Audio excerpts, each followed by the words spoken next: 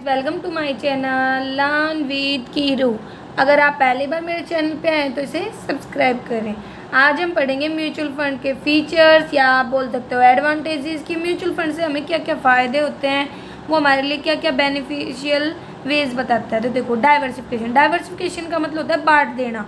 Normal सी बात है, mutual fund में ऐसा तो है नहीं कि हम एक ही इंडस्ट्री वगैरह में, एक ही कंपनी वगैरह में या एक ही जगह पे पैसा लगाते हैं, बल्कि इसमें जो पैसा होता है ना, फंड होता है, वो बहुत सारे नंबर ऑफ कंपनीज में लगाया जाता है, जिसके कारण क्या होता है, रिस्क डाइवर्सिफाई हो जाता है। ठीक है, तो ये बेनिफिशियल मतलब ये हमारे लिए बेनिफिशियल होता है, क्योंकि अगर एक जगह से हमें लॉस होता है तो हम उसको दूसरी जगह के प्रॉफिट से कवर कर सकते हैं। दूसरा है प्रोफेशनल एडवाइस। जो स्मॉल इन्वेस्टर होते हैं ना, वो एक्सपर्ट नहीं होते पोर्टफोलियो मैनेजमेंट में, क्योंकि देखो नॉर्मल सी बात है भाई, हर कोई है ना इन्वेस्ट करता है ताकि प्रॉफिट वगैरह कमा सके। अगर पहली बार वो इन्वेस्ट कर रहा है तो उसे इतनी नॉलेज वगैरह तो होगी नहीं। तो अगर लगा लो वो म्यूचुअल फंड में इन्वेस्ट करता है ना, तो उसे एक्सपर्ट के सुपरविजन की, मैनेजमेंट वगैरह की सर्विस मिलती है। ये इसकी एडवांटेजेस है। तीसरा है लिक्विडिटी का मतलब होता है रिक्वायरमेंट के टाइम पर पैसा आपके हाथ में हो, लिक्विड हो। तो कहता है कि ये एडवांटेजेस है म्यूचुअल फंड की, कि जो आपने इन्वेस्टमेंट वगैरह की है स्कीम्स में, आप उनको है ना कैश में इजीली कन्वर्ट कर सकते हो बिना ज़्यादा एक्सपेंडिचर वगैरह किए हुए, ब्रोकरेज वगैरह डिले वगैरह की। ठीक है, आपको ज़्यादा खर्चा वगैरह करने की जरूरत नहीं है और आप उसको ईजिली कैश में कन्वर्ट कर सकते हो। ये रिस्क को कम कर सकता है। कहता है कि जो म्यूचुअल फंड होता है ना, वो बहुत सारी कंपनियों में इन्वेस्ट करके चलता है और मैनेज किया जाता है प्रोफेशनल्स के द्वारा। प्रोफेशनली जो रिस्क होता है ना, उसको कम किया जा सकता है। ठीक है, टैक्स की एडवांटेजेस मिलते हैं, मतलब कई बार बहुत सारी ऐसी स्कीम होती है म्यूचुअल फंड के अंतर्गत, जिनके अंतर्गत हमें टैक्स एडवांटेजेस मिलती हैं। ठीक है, लो ऑपरेटिंग कॉस्ट। कहते हैं mutual fund have large investable fund, बहुत सारे इन्वेस्टेबल फंड होता है और डिस्पोज वगैरह किया जाता है। इसलिए कहता है कि इकोनॉमिक्स ऑफ लार्ज स्केल हमें यहाँ पे मिलता है। मतलब यहाँ पे बहुत सारे इन्वेस्टर होते हैं जो पैसा वगैरह लगाते हैं, तो बहुत सारा फंड कलेक्ट हो जाता है और उसको फिर इन्वेस्ट करना। तो कहता है कि इसलिए इसको ऑपरेट किया जा सकता है कम कॉस्ट में, ज़्यादा खर्चा वगैरह करने की ज़रूरत नहीं है, क्योंकि ऐसा ही नहीं है कि एक ही पर्सन को ज़्यादा पैसे लगाने की ज़रूरत है। इसीलिए जो छोटे छोटे इन्वेस्टर हैं ना, वो भी फ़ायदा उठा सकते हैं। फ्लेक्सिबल होता है, मतलब इसके अंतर्गत ना चेंज वगैरह किए जा सकते हैं रिक्वायरमेंट्स वगैरह के अकॉर्डिंग। कहता है कि जो म्यूचुअल फंड होते हैं फ्लेक्सिबल इन्वेस्टमेंट प्लान लेके आता है सब्सक्राइबर के लिए। रेगुलर इन्वेस्टमेंट प्लान मतलब भाई देखो, आपने मन किया आपने इन्वेस्ट कर दिया, मन किया आपने उसको डिसइन्वेस्ट कर दिया, मतलब वापस से उसको खरीद लिया, वापस से उसको बेच दिया। तो वो आपके ऊपर डिपेंड करता है कि आप कैसा इन्वेस्टमेंट प्लान चाहते हो, कैसा म्यूचुअल फंड चाहते हो। ठीक है, आप उसको कभी विड्रॉ कर सकते हो अपनी रिक्वायरमेंट के अकॉर्डिंग, कभी इन्वेस्ट कर सकते हो। रिटर्न पोटेंशियल कहता है कि जो medium to long term mutual fund होते हैं ना, वो एक हायर रिटर्न देते हैं इन्वेस्ट करने पर, क्योंकि इसमें है ना जो मतलब इन्वेस्ट किया जाता है पैसा वगैरह, बहुत सारी सिक्योरिटीज़ वगैरह में किया जाता है, तो यहाँ पे रिटर्न वगैरह मिलता ही है। एक टाइप से कहें तो रेगुलर भी मिल सकता है और कैपिटल एप्रिसिएशन में भी हेल्प करता है। इन्वेस्टर को प्रोटेक्ट करके चलता है। कहता है कि सेबी ने बहुत सारे रूल रेगुलेशंस बनाए हैं जिसके अकॉर्डिंग इन्वेस्टर को प्रोटेक्ट वगैरह किया था। जो भी म्यूचुअल फंड होता है ना, उनको रेगुलेट करना, मॉनिटर करना भी सेबी के द्वारा किया जाता है, ताकि इन्वेस्टर का इंटरेस्ट है वो प्रोटेक्ट रहे, उन्हें ग्रेटर डिग्री ऑफ फ्लेक्सिबिलिटी मिले, कंपटीशन वगैरह को फेस कर पाए। प्रोफेशनल मैनेजमेंट कहते हैं जो म्यूचुअल फंड होता है उसमें जो सर्विस वगैरह होती है वो एक्सपीरियंस और स्किल्ड प्रोफेशनल्स के द्वारा दी जाती है। ठीक है, ताकि कोई भी कंफ्यूजन ना हो, जो काम है वो इफिशियंसी के साथ पूरा हो। कन्वीनियंट एडमिनिस्ट्रेशन, जो इन्वेस्टिंग है म्यूचुअल फंड में, वो पेपर वर्क को कम करके चलती है, बहुत सारी प्रॉब्लम वगैरह को कम करती है, डिलीवरी वगैरह से रिलेटेड, पेमेंट से रिलेटेड, फॉलोअप से रिलेटेड। ट्रांसपेरेंसी का मतलब होता है कि डिस्क्लोजर ऑफ इन्फॉर्मेशन, कोई सीक्रेसी वगैरह ना हो। तो यही है कि रेगुलर इन्फॉर्मेशन वगैरह मेंटेन रहती है of your investment in addition to disclosure, specific investment के बारे में डिस्क्लोज करना, जो भी इन्वेस्टर उनको पूरी इन्फॉर्मेशन देना। अफोर्डेबिलिटी मतलब सुफिशियंट फंड की कमी हो ना, तो भी जो इन्वेस्टर है वो इसमें मतलब इन्वेस्ट वगैरह कर सकते हैं, मतलब थोड़ी थोड़ी अमाउंट में, जरूरी नहीं है ज़्यादा में। और भी कुछ होते हैं इसके एडवांस, जैसे चैनलाइज करता है सेविंग को इन्वेस्टमेंट, मतलब भाई लोगों से फंड्स को कलेक्ट करता है, उसको इन्वेस्टमेंट में कन्वर्ट करने में हेल्प करता है। अच्छा रिटर्न वगैरह अवेलेबल करवाता है, कैपिटल को भी अप्रिशिएट करता है, रेगुलरली भी रिटर्न वगैरह। सिंप्लीफाइड रिकॉर्ड कीपिंग, मतलब इसमें ज़्यादा हार्ड वगैरह प्रोसीजर नहीं है रिकॉर्ड करने का, जो भी फंड वगैरह है उसके ऊपर जो इनकम मिल रही है। प्रोमोट करता है इंडस्ट्रियल डेवलपमेंट वगैरह को, क्योंकि इंडस्ट्री को टाइमली फंड वगैरह आसानी से मिल जाते हैं। एक सब्सिट्यूट की तरह काम करता है आईपीओ की फॉर्म में। आईपीओ क्या होता है? आईपीओ होता है जब पहली बार कोई कंपनी है वो मार्केट से अपना पैसा उठाना चाहती है, अपने शेयर मार्केट में ऑफर करते हैं, तो आईपीओ लेके आती है, तो उसके एक सब्सिट्यूट की तरह काम करता है और कीप मनी मार्केट एक्टिव, और मनी मार्केट को एक्टिव रखता है, मनी मार्केट इंस्ट्रूमेंट को में इन्वेस्ट वगैरह करने में हेल्प करता है। और वेल रेगुलेटेड होता है, मतलब सेबी बहुत सारे प्रोविजंस वगैरह बना के चलता है, उनके अकॉर्डिंग इसको रेगुलेट किया जाता है। लेकिन जब म्यूचुअल फंड में हम इन्वेस्ट करके चलते हैं ना, तो कुछ प्रॉब्लम्स तो आते हैं, कुछ रिस्क होते हैं जिनको ध्यान में रखा जाता है। तो वो रिस्क कौन कौन से, देखो पहला रिस्क है रिस्क रिटर्न ट्रेड ऑफ। जो मोस्ट इंपॉर्टेंट रिलेशनशिप होती है अंडरटेक करते time is the risk return trade off.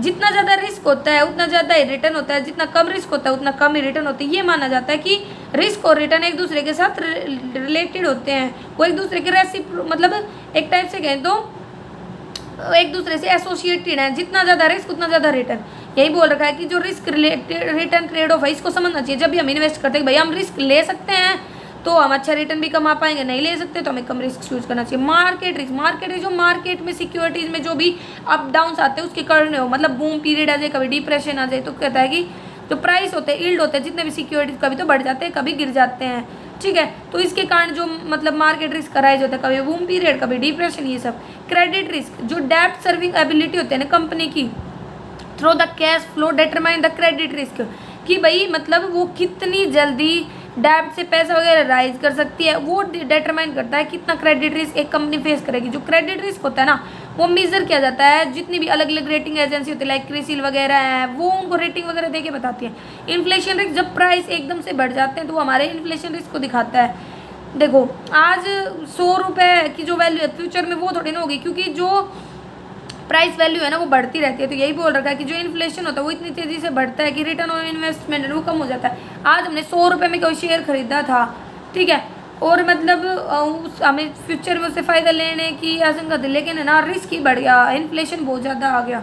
Interest rate risk कहता है कि free market economy interest rate भी बहुत ज़्यादा डिफिकल्ट होता है। इट इज़ नॉट इम्पॉसिबल, मतलब हम ये प्रिडिक्ट नहीं कर सकते कि कब रिस्क बढ़ जाए कब घट जाए, ठीक है।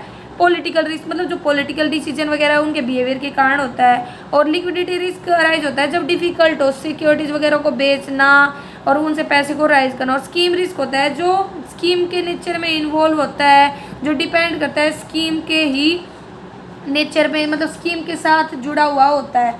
तो ये हमारा क्या बोल देते हैं हम इसको स्कीम रिस्क। इसमें एग्जाम्पल के लिए आप बोल सकते हो जैसे भाई प्योर ग्रोथ स्कीम है, मतलब जिसमें मतलब ज़्यादा रेटों से हमें प्रॉफिट मिलेगा, एप्रिसिएशन होगा, तो वहाँ पर रिस्क ज़्यादा होता है, ठीक है। और भी रिस्क होते हैं लाइक इन्वेस्टमेंट रिस्क है, बिजनेस रिस्क है, तो ये अलग अलग प्रकार के रिस्क हो जाते हैं जब भी हम म्यूचुअल फंड में इन्वेस्ट करते हैं।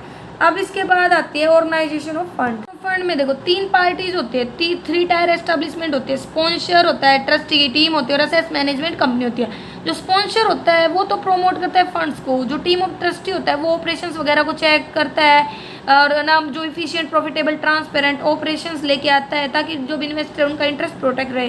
और असेस मैनेजमेंट कंपनी है वो एक्चुअली डील करती है फंड्स के साथ। तो स्पॉन्सरिंग इंस्टीट्यूशंस कौन सी होगी, जो सेटअप करती है म्यूचुअल फंड्स को, ठीक है। जो सेबी है वो भाई क्राइटेरिया भी फिक्स करके चलता है जो स्पॉन्सर को पूरा करना होता है, ठीक है। वो डील मतलब जो क्राइटेरिया होता है वो किससे डील करता है भाई, एक्सपीरियंस से, good past track record, net worth वगैरह। ट्रस्टी क्या होता है, ट्रस्टी वो होता है जिस पर्सन को बहुत ज़्यादा एक्सपीरियंस है, अच्छी मतलब इंटीग्रेट है, मतलब जितने भी रिस्पेक्टिव फील्ड है उनके साथ अच्छे से जुड़ा हुआ है, उसकी अच्छी नॉलेज है।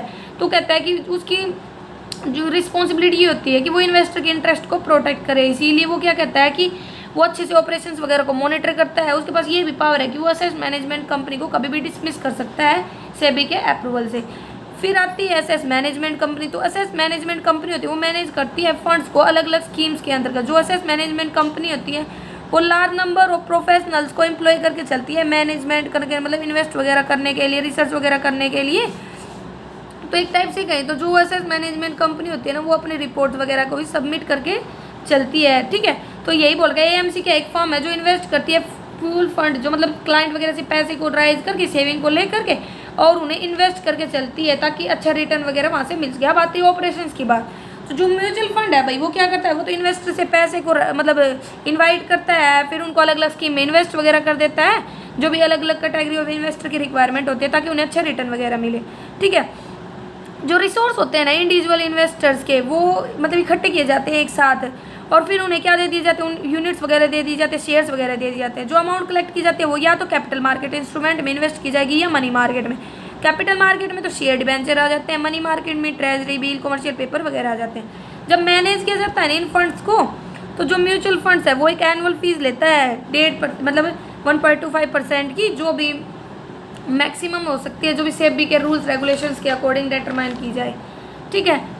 अगर फंड 100 करोड़ से ज़्यादा का है तो ये 1% होगी और इससे ज़्यादा नहीं ले सकता। जो रेगुलर एक्सपेंसेस है like custodial fees, cost of dividend, warrant fees, ये सब अनडेबिट हो जाते हैं रिस्पेक्टिव स्कीम के अंतर्गत। और जो एक्सपेंसेस वगैरह 3% से ज़्यादा नहीं हो सकते एसेट्स वैल्यू की किसी भी स्कीम के अंतर्गत।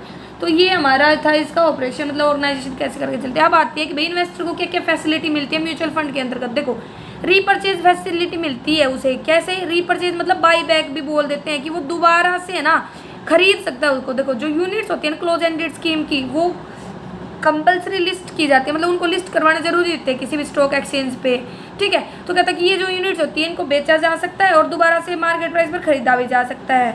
लेकिन ओपन एंडेड स्कीम को लिस्ट करवाना जरूरी नहीं होता, वो कभी भी खरीदी जा सकते हैं। तो यही बोल रखा है जो फंड होते हैं ना वो बाई बैक की फैसिलिटी देता है मेंबर्स को कि वो दोबारा से उनको खरीद सकते हैं, दोबारा से उनमें इन्वेस्ट वगैरह कर सकते हैं। रीइश्यू फैसिलिटी ये होती है कि भाई मतलब जो भी हमारे इन्वेस्टर थे उनसे हम वापस से फंड को खरीद करके मतलब दोबारा से रीइश्यू कर दें जो भी उनको खरीदना चाहते को। कि ओपन एंडेड स्कीम में यूनिट्स को ब्रॉट किया जाता मतलब लाया जा सकता है और ना कि ओपन मार्केट के अंदर। जो यूनिट्स होती हैं इन्वेस्टर से रीइश्यू की जा सकते हैं दोबारा से उनको जिनको वो खरीदना चाहते हैं, मतलब उन पर्सनस को जो इंटरेस्टेड है उनमें। रोल ओवर फैसिलिटी ये होता है कि भाई रिडम्पशन के टाइम पर इन्वेस्टर को ये फैसिलिटी मिलती है कि वो री इन्वेस्ट कर सकता है पूरे के पूरे इन्वेस्टमेंट को दोबारा से, ठीक है। मतलब जो भी रिटर्न वगैरह कमाए वो सारा लेकर के दोबारा से इन्वेस्ट वगैरह कर सकता है और ताकि जो भी एडवर्स मार्केट कंडीशंस है उनको फेस कर पाए।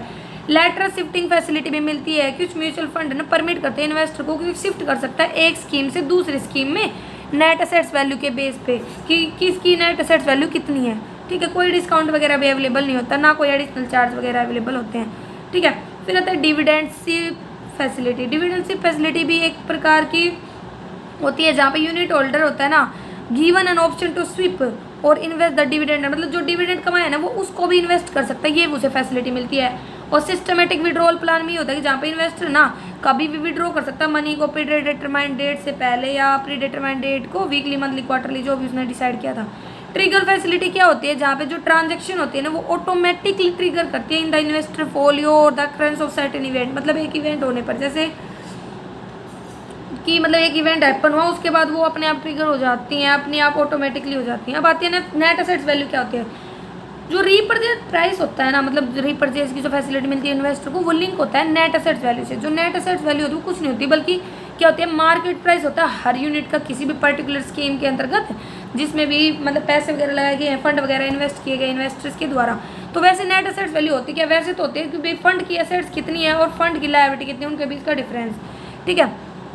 इसको हम ना इंट्रिंसिक वैल्यू भी बोल सकते हैं हर एसेट्स की। इंट्रिंसिक वैल्यू मतलब एक्चुअल वैल्यू, ट्रू वैल्यू क्या होती है, ठीक है। ये ट्रू इंडिकेटर होता है परफॉर्मेंस का। अगर देखो नेट जो एसेट्स वैल्यू है वो फेस वैल्यू से ज़्यादा है तो हम ये कह सकते हैं कि वो एक अच्छी सिचुएशन में है, जो मनी वगैरह इन्वेस्ट की गई वो अप्रिशिएट हो रही है, अच्छा रिटर्न दे रही है। नेट एसेट्स वैल्यू को अगर हमें निकालना तो हम ये कह सकते हैं fund assets minus fund liability upon में total number of outstanding unit या जो शेयर अभी भी आउटस्टैंडिंग वगैरह हैं, ठीक है।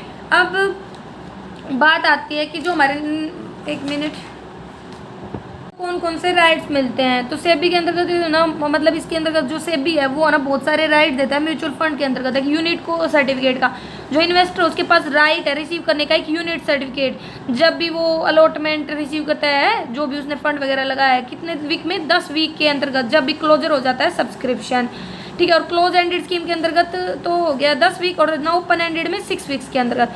ट्रांसफर ऑफ यूनिट जो इन्वेस्टर उसके पास ये भी राइट होता है कि वो ट्रांसफर कर सकता है अपने सर्टिफिकेट को 30 दिन के अंतर्गत, ठीक है। रिफंड ऑफ एप्लीकेशन मनी लगा लो जो भाई कंपनी थी जो भी जहाँ पे फंड वगैरह इन्वेस्ट किए गए थे वो रिक्वायर्ड मिनिमम अमाउंट नहीं राइज कर पाती कलेक्ट कर पाती तो ना उसे क्या करना होगा वापस करना होगा 6 वीक के अंतर्गत जो भी एप्लीकेशन मनी है इन्वेस्टर को जो भी हमारे तो उनके पास राइट है वापस करने का। ऑडिटेड एनुअल रिपोर्ट कहता है कि जितने म्यूचुअल फंड होते हैं उनकी जिम्मेवारी होती है कि वो इन्वेस्टर को पब्लिश करे ऑडिटेड एनुअल रिपोर्ट ताकि वो उसके रिलेटेड इन्फॉर्मेशन वगैरह ले पाए और एक प्रोमिनेंट न्यूज़पेपर के थ्रू। नेट एसेट्स वैल्यू जो इन्वेस्टर होता है उसके पास राइट है कि वो इन्फॉर्मेशन रिसीव कर सकता है नेट एसेट्स वैल्यू के बारे में, ठीक है। जनरल गाइडलाइंस होते हैं कुछ कि प्रॉपर जो म्यूचुअल फंड है वो अच्छे से काम करे इसके लिए ना इन्वेस्टर के प्रोटेक्शन के लिए कुछ गाइडलाइंस वगैरह फिक्स की गई हैं। तो देखो जनरल गाइडलाइंस क्या क्या है कि जो मनी मार्केट म्यूचुअल फंड है ना वो रेगुलेट किया जाता है आरबीआई के द्वारा, जबकि जो अदर म्यूचुअल फंड्स होते हैं उनको सेबी के द्वारा।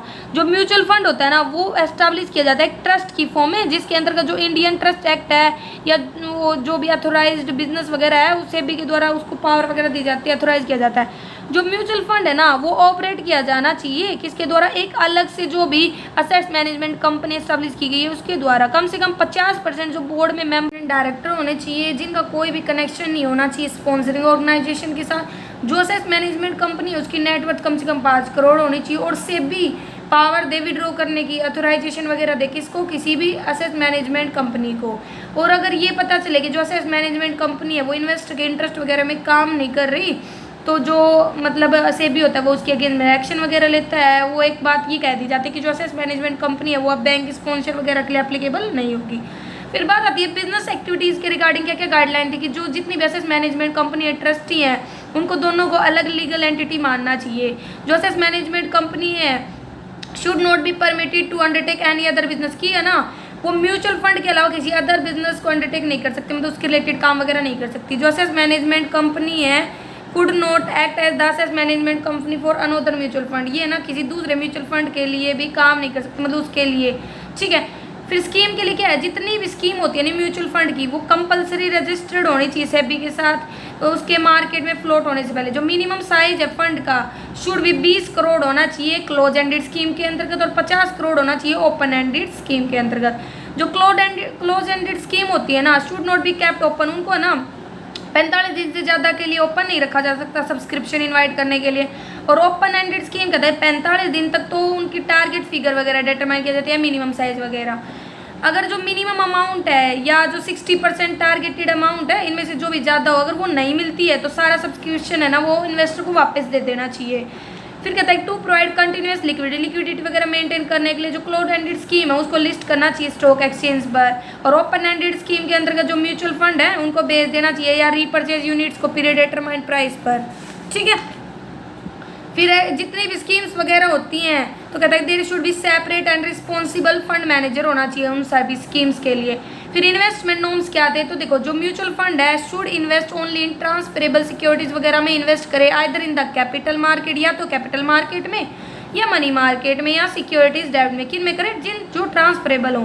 फिर कहते हैं जो म्यूचुअल फंड है वो ना इन्वेस्ट नहीं करना चाहिए 5% से ज़्यादा किसका, of its corpus of its any scheme, जो भी इसकी स्कीम वगैरह है उसके 5% मतलब जो अमाउंट है उसका 5% से ज़्यादा इन्वेस्ट वगैरह नहीं करना चाहिए, ठीक है, किसी भी कंपनी के शेयर्स में। जो लिस्ट है ना list of 5% can be extended to 10%, मतलब भाई जो 5% है ना उसके अमाउंट को 10% तक बढ़ाया जा सकता है। All the scheme of the mutual fund are taken together, अगर सारी स्कीम्स को एक साथ लेकर चलते हैं। कोई भी स्कीम है ना वो इन्वेस्ट नहीं कर सकती किसी भी अदर स्कीम में सेम असेट मैनेजमेंट कंपनी के अंतर्गत, मतलब अलग अलग एसेट मैनेजमेंट कंपनी का होना जरूरी है अलग अलग स्कीम में मतलब इन्वेस्ट करने के लिए। No mutual fund under all its scheme taken together can invest more than 15% of the fund in the share and debenture of any specific industry. ये बोल रहा है कोई भी म्यूचुअल फंड है ना वो ना अपनी स्कीम्स के अंतर्गत कभी भी इन्वेस्ट नहीं कर सकता 15% से ज़्यादा फंड शेयर और डिबेंचर में किसी भी स्पेसिफिक इंडस्ट्री के अंतर्गत, छोड़ करके जो स्कीम जो स्पेसिफिकली प्लॉटेड है मतलब जो स्पेसिफिक इन्वेस्टमेंट वगैरह है किसी स्पेशलाइज्ड इंडस्ट्री वगैरह के लिए है। फिर एक्सपेंसिव में क्या बता रखा है, देखो एक्सपेंसिव में ये बता रखा है जो असेट मैनेजमेंट कंपनी वो चार्ज कर सकती है mutual fund with investment management and advisory fees, mutual fund से रिलेटेड चार्जेज, ठीक है, इन्वेस्टमेंट मैनेजमेंट से और एडवाइजरी फीस वगैरह सब कुछ चार्ज कर सकता है। वो प्रोस्पेक्टस में इस फीस को डिस्क्लोज वगैरह कर देगा। जो इनिशियल इशू प्राइस है ना वो 6% से ज़्यादा नहीं हो सकता फंड का किसी भी स्कीम के अंतर्गत, accepting the initial issue expenses, भाई जो स्टार्टिंग के इशू एक्सपेंसेस होते हैं उनको छोड़कर जितने भी अदर एक्सपेंसेस होते हैं उनको चार्ज किया जाता है फंड से, जो 3% से ज़्यादा नहीं हो सकते of the weekly net assets outstanding during the current year. इनको डिस्क्लोज करना चाहिए एडवर्टाइजमेंट के थ्रू या अकाउंट के थ्रू। इनकम डिस्ट्रीब्यूशन कहता है कि जितने भी म्यूचुअल फंड होते हैं वो डिस्ट्रीब्यूट करें एक मिनिमम 90% ऑफ देयर प्रॉफिट हर साल, मतलब जितना भी उनके प्रॉफिट है उसका कम से कम 90% वो डिस्ट्रीब्यूट करने चाहिए। डिस्क्लोजर एंड रिपोर्टिंग वही है, डिस्क्लोजर करना मतलब इन्फॉर्मेशन वगैरह डिस्क्लोज करना। तो कहता है कि SEBI is given wide power, SEBI को इतनी पावर है कि वो इन्फॉर्मेशन वगैरह मांग सकते हैं म्यूचुअल फंड के ऑपरेशन से रिलेटेड या किसी भी स्कीम से रिलेटेड किसी भी पर्सन से जो एसोसिएटेड एसेट मैनेजमेंट कंपनी से, ट्रस्टी से, स्पॉन्सर से। हर जो म्यूचुअल फंड होता है ना उसको क्या चाहिए कि वो सेंड करे कॉपीज वगैरह जो भी ऑडिटेड की गई हैं, एनुअल स्टेटमेंट्स ऑफ अकाउंट्स की, 6 मंथली अनऑडिटेड अकाउंट्स की, क्वार्टरली स्टेटमेंट वगैरह, movement of net assets for each of its scheme to the SEBI. जो सेबी है ना वो अकाउंटिंग पॉलिसीज वगैरह को डिस्क्राइब कर सकता है, फॉर्मेट वगैरह, कंटेंट वगैरह, फाइनेंशियल स्टेटमेंट के अदर रिपोर्ट्स वगैरह। जो सेबी है ना सेल आल्सो ले डाउन एक कॉमन एडवर्टाइजिंग कोड वगैरह को भी बताए जितने भी म्यूचुअल फंड है ताकि उनको फॉलो किया जाए। फिर अकाउंटिंग नॉर्म्स क्या है, जो म्यूचुअल फंड्स हैं वो एग्रीगेट होना चाहिए उनकी अर्निंग का एज करंट इनकम, और जो शॉर्ट टर्म कैपिटल गेन है, लॉन्ग टर्म कैपिटल गेन है, उनका एग्रीगेट होना चाहिए। अकाउंटिंग है ना जितनी भी स्कीम्स हैं वो ना सेम ईयर में होनी चाहिए जिससे वो रिलेटेड है। वाइंडिंग अप करना मतलब उनको ख़त्म करना, तो जो क्लोज एंडेड स्कीम है वो वाइंड अप हो जानी चाहिए या एक्सटेंड की जा सकती है सेबी की परमिशन से जो प्रीडिटरमाइंड पीरियड था।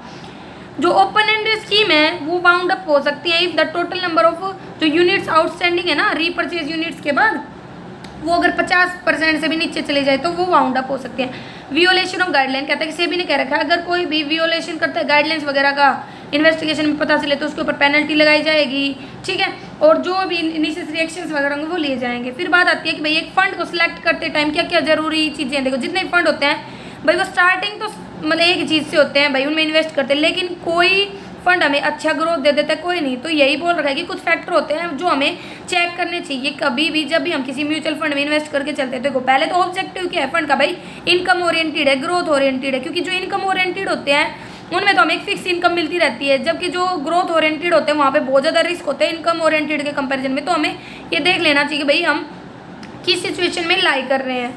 फिर बात आती है कंसिस्टेंसी ऑफ परफॉर्मेंस। कंसिस्टेंसी क्या होती है कि भाई मेंटेनेंस मतलब एक चीज़ बनी रहे।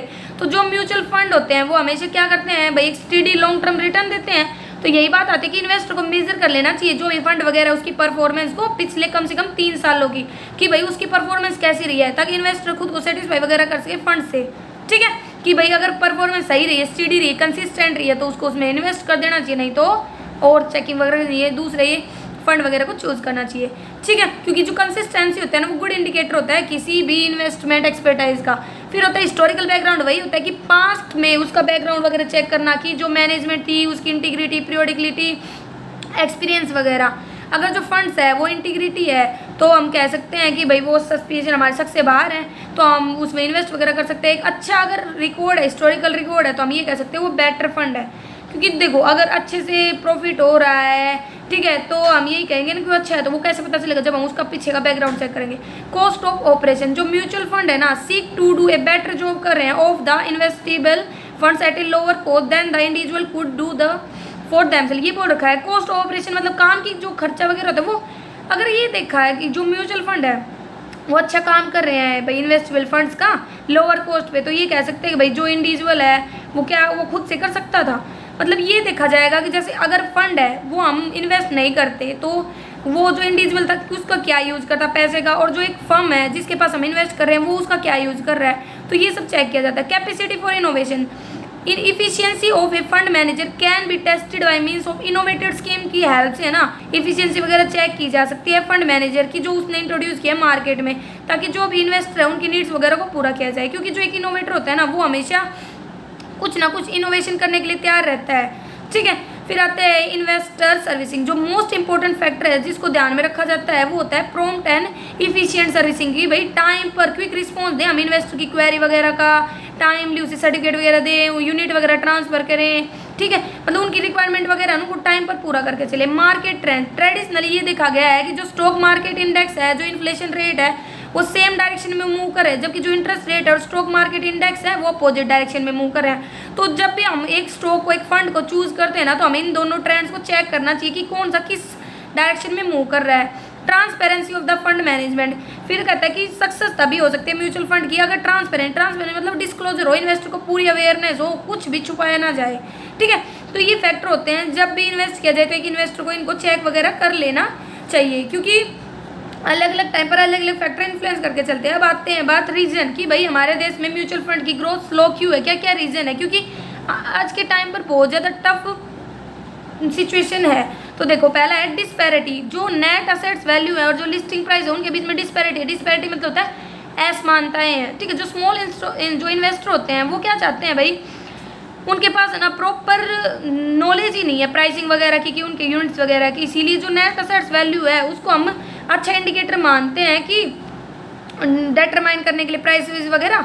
जो नेट असेट्स वैल्यू है वो कहता है कि वो एक पैरामीटर की तरह यूज किया जाता है परफॉर्मेंस वगैरह को मेजर करने के लिए किसी भी म्यूचुअल फंड की। लेकिन देखो हम नेट असेट वैल्यू को लेके चल देते हैं, लेकिन जो लिस्टेड प्राइस होता है एक्चुअल में जो उसके ऊपर लिस्ट है उससे ये बहुत ज़्यादा अलग होता है। तो ये एक प्रॉब्लम क्रिएट कर देता है, जिसके कारण ना जो इन्वेस्टर होते हैं वो कंफ्यूज हो जाते हैं एक्चुअल में। ठीक है, यहाँ पे फिर एक एग्जाम्पल दे रखा है। फिर आती है no uniformity in the calculation. जब जो हम नेट असेट्स वैल्यू निकालते हैं ना उसको कैलकुलेट करने में ना यूनिफॉर्मिटी नहीं है, मतलब अलग अलग लोग अलग अलग फॉर्मूला वगैरह यूज करते हैं, कोई स्टैंडर्ड फॉर्मूला तो है ही नहीं इसको कैलकुलेट करने।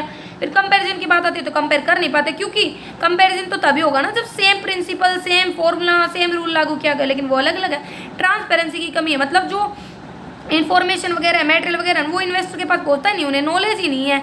ठीक है, वो ये चाहते हैं कि ये अच्छा हो सकता है, लेकिन उन्हें उन स्कीम वगैरह की नॉलेज ही नहीं है कि जिन स्कीम में उन्हें इन्वेस्ट करना चाहिए, जहाँ से वो ज़्यादा से ज़्यादा प्रॉफिट वगैरह कमा सकते हैं। फिर पुअर इन्वेस्टर सर्विसिंग, मतलब जो इन्वेस्टर होते हैं ना उनकी सर्विसिंग अच्छी नहीं है, मतलब उनको जो सर्विस वगैरह मिल रही है। म्यूचुअल फंड फेल हो जाते हैं इन्वेस्टर का कॉन्फिडेंस बनाने में, क्योंकि उनको सर्विस अच्छी नहीं दे पा रहे वो। ठीक है, due to recurring transfer problem and non receipt of dividend in time. देखो ना तो वो ट्रांसफर कर पाते टाइम पर, ना रिसिप्ट कर पाते डिविडेंड को टाइम पर। तो इससे क्या होता है कि इन्वेस्टर बहुत ज़्यादा हेजिटेट करते हैं कि हम म्यूचुअल फंड वगैरह में पैसा लगाए, क्योंकि उन्हें ना तो टाइमली कुछ भी सर्विस मिल रही, ना रिटर्न वगैरह मिल रहा। ठीक है, यही कारण है कि वो म्यूचुअल फंड होता है ना उन इंडस्ट्री में इन्वेस्ट करना पसंद नहीं करते। टू मच डिपेंडेंस हो गई आउटसाइड एजेंसी पर। इंडिया में ज़्यादातर जो फंड है ना वो डिपेंड करते हैं आउटसाइड एजेंसी पर, कि जो आउटसाइड एजेंसी है वो हमें डाटा वगैरह कलेक्ट कर दे देंगी, रिसर्च करके देंगी। यही कारण है कि ये फेल हो रहा है, क्योंकि हमारे देश में खुद से जो एजेंसी है वो डाटा वगैरह कलेक्ट नहीं करती, बल्कि हम डिपेंड करते हैं बाहर की एजेंसी पर। ठीक है, यही कारण है कि वन शुड नोट कि हमें ना ब्रॉड जो रिसर्च होती है, बाहर की जो रिसर्च होती है उस पर डिपेंड नहीं रहना चाहिए, क्योंकि जो रिसर्च होती है इसमें बहुत ज़्यादा मनी इन्वॉल्व होती है। ठीक है, फिर बात आती है इन्वेस्टर की फिजियोलॉजी, मतलब उसकी जो थिंकिंग वगैरह है। इन्वेस्टर हमेशा कंपेयर करता है यूनिट्स को शेयर के साथ, और है ना हमेशा ये सोचता है भाई हाई लिस्टिंग प्राइस मिले, मतलब हमेशा मेरे को अच्छा रिटर्न मिले। वो ये नहीं देखते कि जो यूनिट है वो low risk long term instrument है, जबकि जो मतलब इक्विटी वगैरह होती है उसमें रिस्क होता है। ठीक है, यही कारण है कि इसलिए भी म्यूचुअल फंड में वो इन्वेस्ट करने से हेजिटेट करते हैं। Absence of qualified sales force, मतलब क्वालिफाइड मतलब स्किलफुल लोगों की कमी है। जो इफिशिएंट मैनेजमेंट है फंड की उसके लिए चाहिए भाई एक्सपीरियंस, नॉलेज चाहिए, पोर्टफोलियो मैनेजमेंट में स्किल चाहिए, लेकिन कहता है कि प्रोफेशनल एजेंट वगैरह की, इंटरमीडिएट्स वगैरह की कमी है। तो ये कारण भी है कि इसको हम इफिशिएंटली मैनेज वगैरह नहीं कर पा रहे। अदर इनकम, फ्यू फंड्स है ना वो ना परफॉर्म नहीं कर पा रहे जितना मतलब करना चाहिए जो भी पब्लिक है उसके इंटरेस्ट में।